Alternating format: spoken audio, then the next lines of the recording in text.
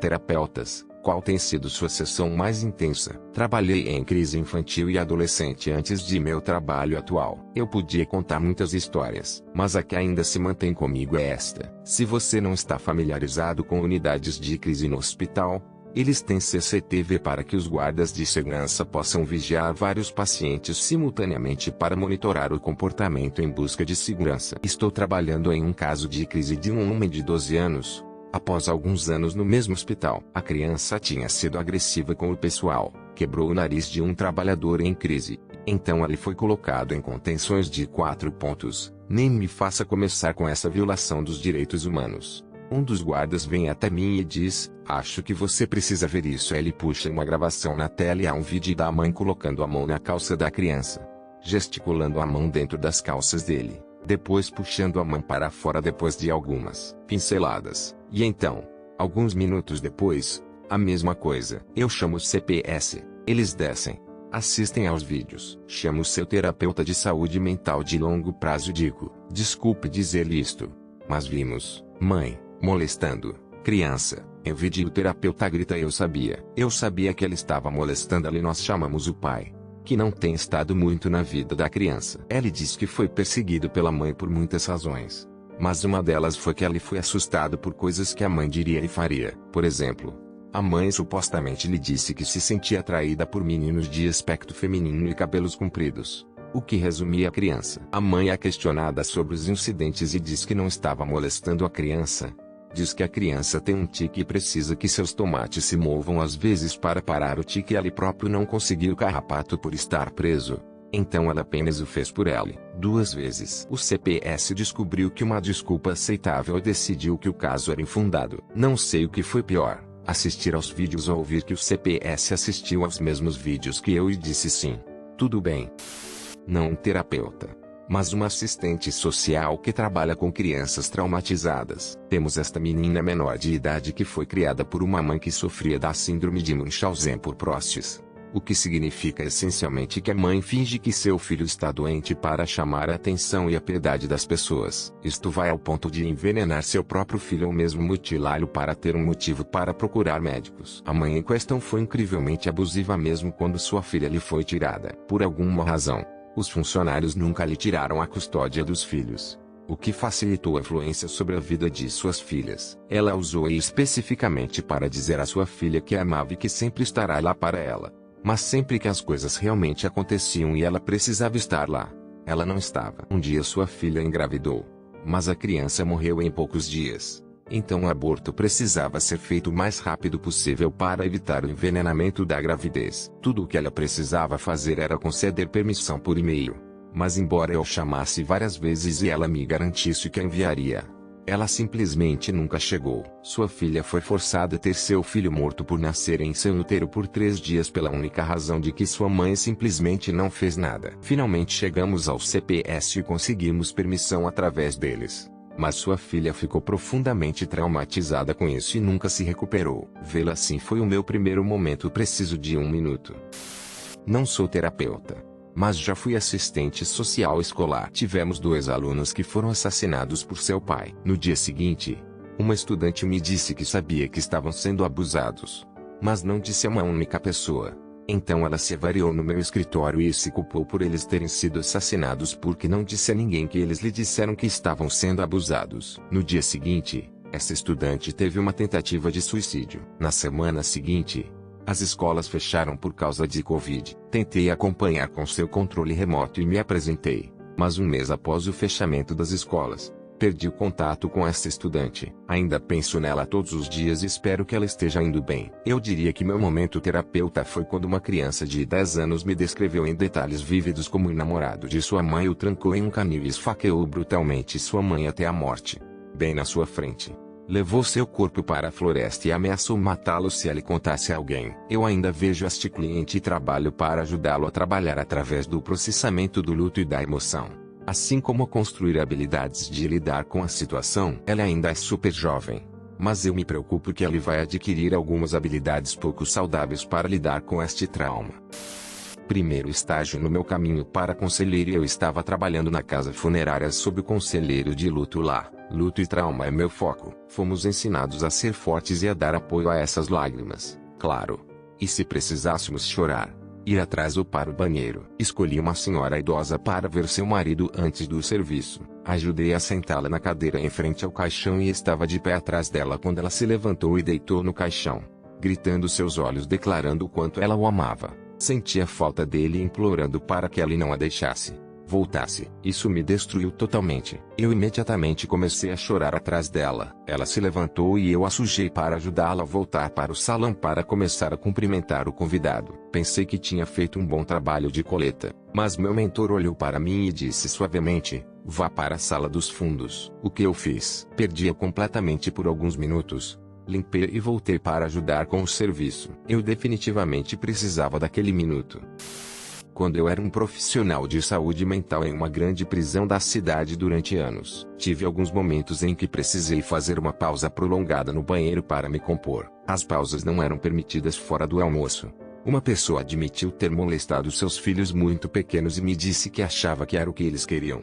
Outra confessou um assassinato brutal, cada detalhe de pedra cinza, com o rosto reto. Outra que desenterrava rotineiramente o túmulo de sua mãe para colocá-la em roupas diferentes. E outra que assassinou seu agressor. Esse trabalho era louco e me fez perceber como você nunca conhece realmente ninguém ou por que eles fazem nada. Eu estava tão queimado que deixei o campo por completo. É uma droga porque sei que essa é minha vocação.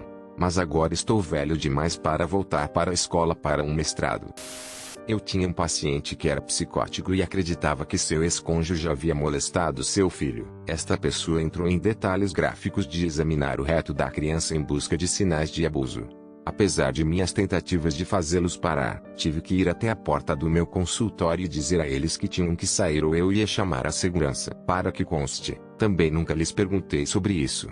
Apesar de estar ciente disso a partir da avaliação da crise, sou um terapeuta de atividades e minha avaliação com os pacientes é tudo sobre o seu estilo de vida e atividade. Eu lhes perguntava sobre tarefas domésticas, trabalhos domésticos, etc. E sua rotina básica. Isso era aparentemente algo que eles faziam várias vezes ao dia. As autoridades retiraram a criança de seus cuidados. O paciente acabou sendo liberado de sua psicose, que era substância induzida pela mistura de Adderall e álcool, e se retraiu sobre sua crença de que seu cônjuge estava molestando seu filho, mas negou que os exames alguma vez tivessem acontecido.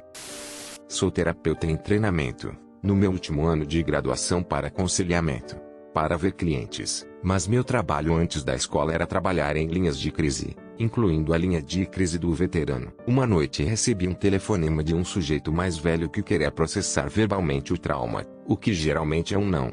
Porque falar sobre trauma sem nenhuma maneira de regular o sistema nervoso reforça os caminhos neurais associados ao trauma e piora as coisas.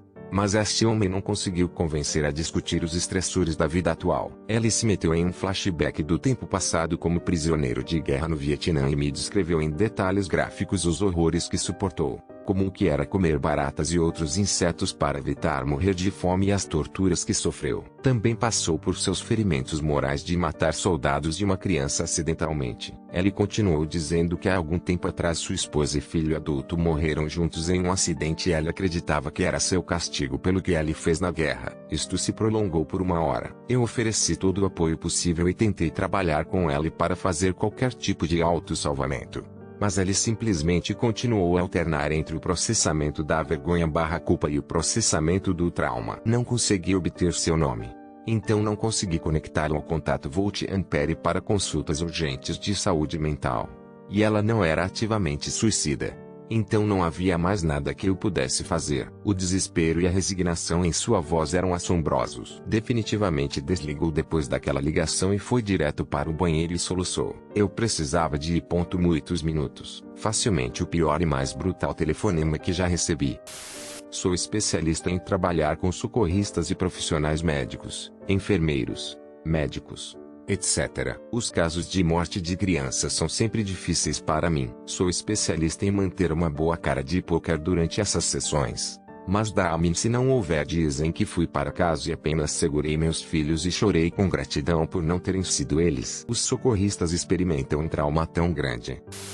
Não é um terapeuta. Trabalhei em um salão VIP perto de um centro de conferências que recebia alguns eventos todos os anos para policiais, serviços para crianças, detetives, etc. Uma conferência foi especificamente para saber como lidar com crimes em que as crianças são as vítimas/alvos. Os policiais entrariam e não teriam nenhum tato. Naquela época eu era apenas um adolescente com meu próprio trauma fazendo $8/hr sem gorjetas e estes homens adultos bebiam e exigiam que eu ouvisse o pior de seus casos como se fosse entretenimento ou fofoca típica de escritório. Um contou uma história gráfica horrível de 2 crianças que foram sequestradas e abusadas. A criança mais velha foi depois a um terapeuta. A terapeuta não apareceu para a consulta do seu próximo cliente. Eles encontraram no estacionamento. Provavelmente foi apenas a última gota em uma pilha de muitos. Mas a maneira como o policial contou a história que ouviu a menina falar sobre o que aconteceu com ela e sua irmã. Deixou o escritório e se matou em seu carro. E honestamente, eu entendo isso. Já se passaram quase 12 anos e ainda tenho pesadelos com aquelas garotas. Acho que você não vai receber muitas respostas. Sou um professor. Costumava ensinar na escola média, mas agora me transferi para o ensino médio. Quero compartilhar isto porque acho que minha história é relevante. Eu tinha acabado de sair da faculdade.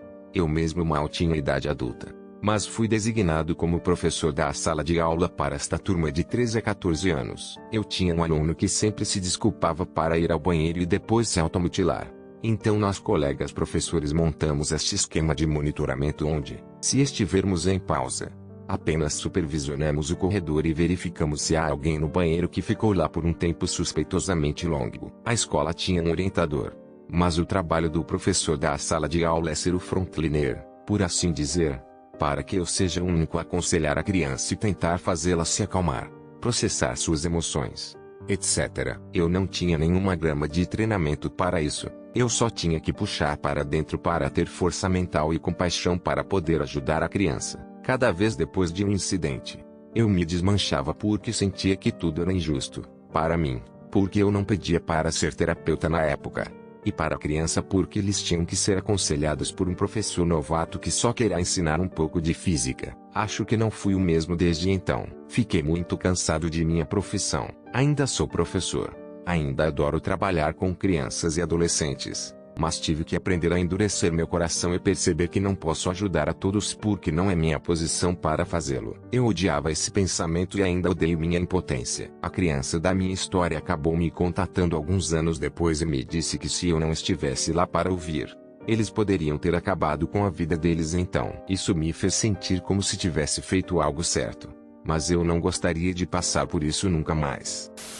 Trabalhei como terapeuta em uma agência de uso de substâncias antes de entrar em consultório particular. Um dos meus maiores momentos de preciso de um momento aconteceu lá. Eu estava trabalhando com um jovem indivíduo, e eu mesmo estava por volta de sua idade, que era viciado em metanfetaminas. Eles eram brilhantes, inteligentes e profundamente empáticos com o mundo, mas tão doentes. Tiveram que fazer não apenas uma cirurgia de coração aberto devido à cardiomiopatia, mas 2. Antes de fazer 30 anos, continuaram a recair apesar de se esforçarem tanto. Este cliente nunca faltou ao tratamento. Não apareceu para uma consulta.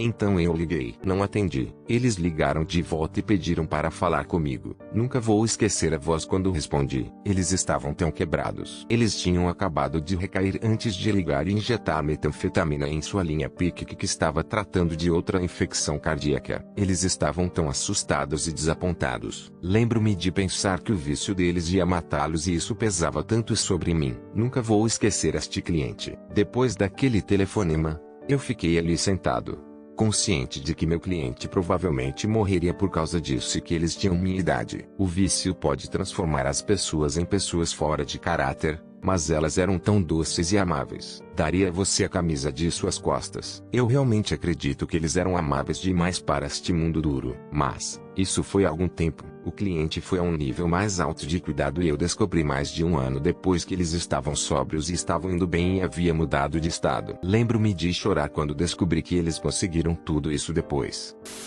É o meu trabalho com crianças que sempre me afetou mais. Tive uma criança que estava em um orfanato e que tinha sido empurrada de casa em casa. Ela aparentemente tinha tido uma educação muito dura antes disso. Ela era muito calado e não falava muito. Sempre demos a cada criança uma caixa que eles podiam decorar e encher com coisas que faziam nas sessões. No final das sessões, eles podiam então levá-la para casa se quisessem. O que fez esta criança quando eu lhe dei sua caixa pela primeira vez? Ele começou a transformá-la em uma casa. Deu-lhe uma porta, janelas, um teto, etc. E depois escreveu uma mensagem à mãe dele, que ele não podia mais ver, ao lado para dizer que a amava. Nas sessões ela passava a maior parte do tempo brincando com a casa de bonecas, onde ela sempre seguia o mesmo caminho. Ela arranjava todos os móveis e as pessoas perfeitamente. Ela era muito específico sobre o que ia aonde e o que as pessoas tinham em quais quartos. E então ela destruía tudo. Dizia que as novas pessoas estão chegando. Eu tenho muitas histórias,